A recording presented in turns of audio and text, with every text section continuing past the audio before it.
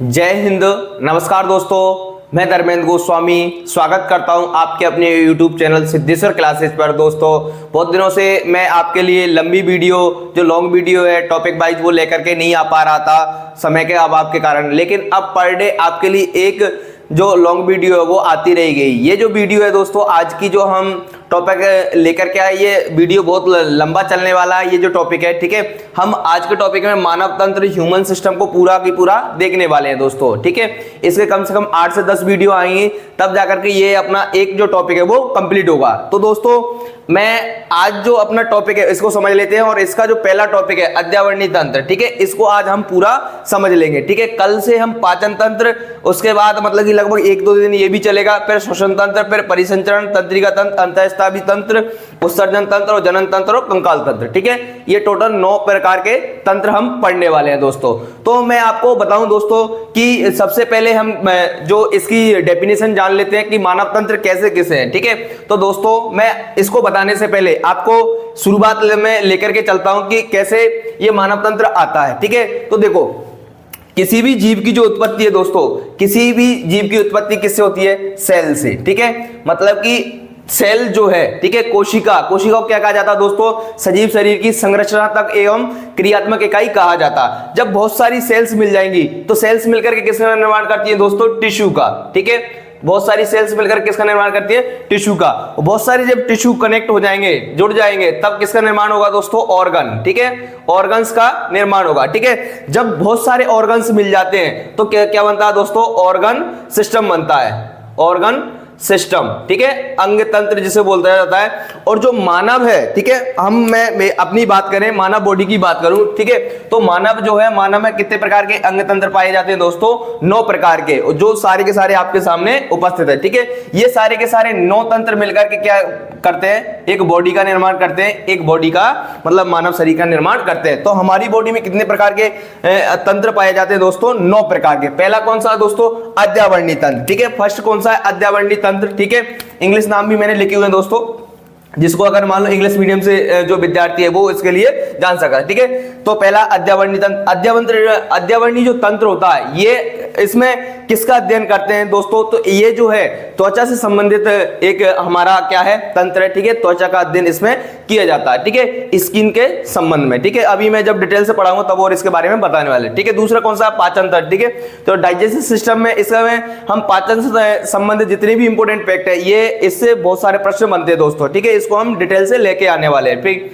इसके बाद है श्वसन तंत्र, ठीक है, श्वसन से रिलेटेड, ठीक है। फिर परिसंचरण, ठीक है, सर्कुलेटरी सिस्टम जिसे बोला जाता है दोस्तों, ठीक है। इसके बाद है तंत्रिका तंत्र, नर्वस सिस्टम। इसके बाद है अंतःस्रावी तंत्र। ये दोनों मिलकर के, ठीक है, मैं आपको एक और जानकारी दे देता हूं। तंत्रिका तंत्र में अंतःस्रावी तंत्र किसका काम करते हैं दोस्तों? नियंत्रण एवं समन्वय का। किसका काम करते हैं ये हमारी बॉडी पर? नियंत्रण एवं समन्वय, कंट्रोल एवं कोऑर्डिनेशन, ठीक है दोस्तों। नियंत्रण एवं समन्वय का काम कौन करते हैं दोस्तों? ये दोनों तंत्र, तंत्रिका तंत्र व अंतःस्रावी तंत्र। इसका मतलब क्या होता है दोस्तों? देखो, मैं आपको समझा देता हूं कि तंत्रिका तंत्र जो नर्वस सिस्टम है, इसके साथ अंतःस्रावी तंत्र, ठीक है, जो हमारा एंडोक्राइन सिस्टम है, ठीक है, ये दोनों मिलकर के नियंत्रण एवं समन्वय का काम करते हैं। देखो दोस्तों, मैं आपको बताऊं कि बचपन में जब बच्चा देखो चलना सीखता है, तब उसका अपनी बॉडी पर नियंत्रण नहीं होता है, ठीक है। अगर मान लो नियंत्रण भी बन गया तो समन्वय, कोऑर्डिनेशन नहीं कर पाता, मतलब वो लंबे समय तक, मतलब कि अगर मान लो वो चलेगा तो एक पैर यूं रखेगा और एक आड़ा टेढ़ा, और वो अपना संतुलन खो देगा, ठीक है।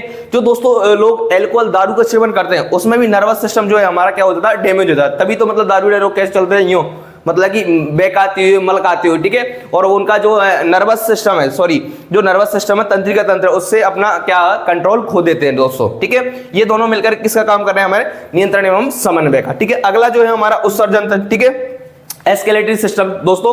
तो उत्सर्जन तंत्र जो है, ठीक है, हमारी बॉडी में उत्सर्जन से संबंधित जितनी भी फंक्शन है, ठीक है, इसमें हम वृक्क, किडनी, ईटीसी का अध्ययन करते हैं दोस्तों, ठीक है। पसीना, ईटीसी इसके अंतर्गत आता है। पसीना भी उत्सर्जन का ही एक भाग है, ठीक है।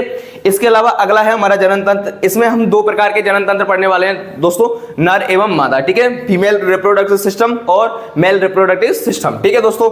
कंकाल तंत्र, स्केलेटल सिस्टम, इसमें हमारा पूरा कंकाल जो बॉडी है, ढांचा है, ठीक है, मैं आपको जो मेरी बॉडी दिखाई दे रही है, आपकी जो बॉडी है, ठीक है, वो इस ढांचे के ऊपर है दोस्तों, ठीक है, इस कंकाल के ऊपर है। अगर मान लो ये कंकाल अदर कोई उसका होता, ठीक है, अगर मान लो हमारा जो कंकाल है इस प्रकार का ना होता, ठीक है, अगर मान लो कुत्ते जैसा होता तो हमारा जो शरीर है वो कैसे दिखाई देता, कुत्ते जैसा, मतलब कि कंकाल जैसा होगा, वैसे ही बॉडी का फॉर्मेशन हो, वैसा ही बॉडी का निर्माण होगा, ठीक है। ये ऊपर जो दिखाई दे रहा ये सब लेमिनेशन है दोस्तों, ठीक है, अंदर से हम सारे भूत दिखाई देते हैं, ठीक है। तो इस प्रकार से हम इन सारे 9 के 9, ठीक है, इनका अध्ययन करने वाले हैं। पहला आज का जो हमारा टॉपिक है वो कौन सा है, अद्यावर्णी तंत्र, ठीक है। तो दोस्तों इसके बारे में बता देता हूं, अद्यावर्णी तंत्र में किसका अध्ययन करते हैं, ठीक है। अद्यावर्णी तंत्र में हम क्या करते हैं दोस्तों, अद्यावर्णी जो तंत्र है त्वचा से रिलेटेड है, तो इसमें हम किसका अध्ययन करते हैं दोस्तों, त्वचा का, ठीक है, त्वचा का। और त्वचा के जो डेरिवेट्स होते हैं, व्युत्पन्न होते हैं, त्वचा के जो डेरिवेट्स है व्युत्पन्न है, व्युत्पन्न कौन कौन से दोस्तों, व्युत्पन्न का मतलब क्या होता है, मतलब त्वचा के डेरिवेट्स, व्युत्पन्न कौन कौन से हैं, जैसे मतलब कि मैं बात करूं दोस्तों, त्वचा से संबंधित जो रोम है, ठीक है, हमारे जो बाल हैं ये भी इसके क्या है, डेरिवेट्स हैं, ठीक है, तो इसका भी अध्ययन इसमें करेंगे। इसके अलावा मैं बात करूं दोस्तों, हमारे जो नाखून है ये भी क्या है, त्वचा के डेरिवेट्स हैं। और मैं बताऊंगा आपको दोस्तों, त्वचा जो है हमारे शरीर का सबसे बड़ा अंग है, ठीक है, मैं नोट करके कहीं भी लिख देता हूं आपके लिए, ठीक है, नोट, त्वचा हमारे शरीर का सबसे बड़ा अंग है, नोट, ठीक है, त्वचा। आपसे अगर प्रश्न पूछे हमारे शरीर का सबसे बड़ा अंग कौन सा है, ठीक है, तो त्वचा हमारे शरीर का सबसे बड़ा अंग है, ठीक है, ये हमें आंसर देना है, ठीक है। त्वचा हमारे शरीर का सबसे बड़ा अंग है, ठीक है। तो देखो त्वचा का अध्ययन किस में करेंगे हम, अद्यावर्णी तंत्र में करेंगे दोस्तों, ठीक है। और मैं आपको बता दूं त्वचा के जो डेरिवेट्स हैं वो भी किससे रिलेटेड है, अद्यावर्णी तंत्र से रिलेटेड, जैसे कि रोम हो गए, नाखून हो गए। पशुओं की बात करूं तो जो पशुओं के खुर होते हैं, ठीक है, खुर है, सींग है, ये भी क्या होते हैं दोस्तों, त्वचा के डेरिवेट्स होते हैं, त्वचा के ही व्युत्पन्न होते हैं। और एक और इंपॉर्टेंट फैक्ट बता देता हूं दोस्तों, त्वचा का जो अध्ययन किस में करते हैं, ठीक है, त्वचा का अध्ययन क्या कहलाता है, ठीक है, तो डर्मोलॉजी, ठीक है। आपसे अगर कहा जाए, पूछा जाए कि त्वचा का अध्ययन किस में करते हैं, तो डर्मोलॉजी में, ठीक है। त्वचा का अध्ययन क्या कहलाता है दोस्तों, डर्मोलॉजी कहलाता है, ठीक है। तो देखो यहां तक हमने पढ़ लिया। अब इसके अलावा इसमें मतलब कि अद्यावर्णी तंत्र में ज्यादा कोई खास है नहीं, ठीक है। इसके अलावा अद्यावर्णी तंत्र में हम एक और अध्ययन करते हैं दोस्तों, हमारी जो त्वचा होती है उसमें 2 वर्णक पाए जाते हैं, 2 पिगमेंट होते हैं, वो कौन कौन से होते हैं दोस्तों, मैं आपको बता देता हूं, इसको मिटा देते हैं। तो दोस्तों मैं बताऊं आपको, हमारी जो त्वचा है इसमें 2 प्रकार के वर्णक पाए जाते हैं, ठीक है, 2 वर्णक पाए जाते हैं, 2 प्रकार के वर्णक, ठीक है। वो कौन कौन से जो वर्णक होते हैं वो मैं आपको बता देता हूं। एक होता है मिलेटिन, एक होता है मिलेटोनिन, और एक होता है मिलेनिन, ठीक है, मिलेनिन, और एक होता है मिलेटोनिन, मिलेटोनिन। ये 2 वर्णक हमारी त्वचा में पाए जाते हैं, ठीक है, त्वचा में पाए जाने वाले वर्णक है दोस्तों। मैं आपको बताऊं, जो हमारा शरीर के लिए गोरा व काला रंग है, उन दोनों के लिए रेस्पॉन्सिबल कौन है, ये दोनों ही वर्णक है। तो मिलेनिन जो वर्णक होता है वो कैसा होता है दोस्तों, गहरा, ठीक है। गहरे का मतलब कि ये कैसा होगा दोस्तों, मतलब कि अश्वेत काला बोलूं, अगर मान लो मिलेनिन जो वर्णक है इसकी जो मतलब कि अगर ज्यादा मात्रा में एब्जॉर्बेशन हो रहा है तो वो व्यक्ति कैसा होगा दोस्तों, काला, ठीक है।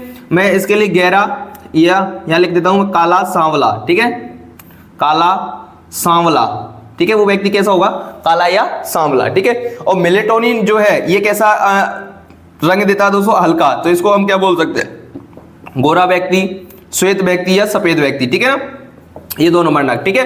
तो जिस किसी भी व्यक्ति में मिलेनिन वर्णक अगर मान लो ज्यादा मात्रा में अगर एब्जॉर्ब हो रहा है, ठीक है, तो मिलेनिन तो मतलब उस व्यक्ति का जो कलर होगा कैसा होगा दोस्तों, काला होगा वो व्यक्ति, ठीक है। और मेलेटोनिन जिसमें ज्यादा होगा, ठीक है, वो कैसा होगा, गोरा व्यक्ति होगा, ठीक है। तो ये दोनों ही है, कोई क्रीम व्रीम कोई काम नहीं करती है दोस्तों, ये दोनों ही है, ठीक है।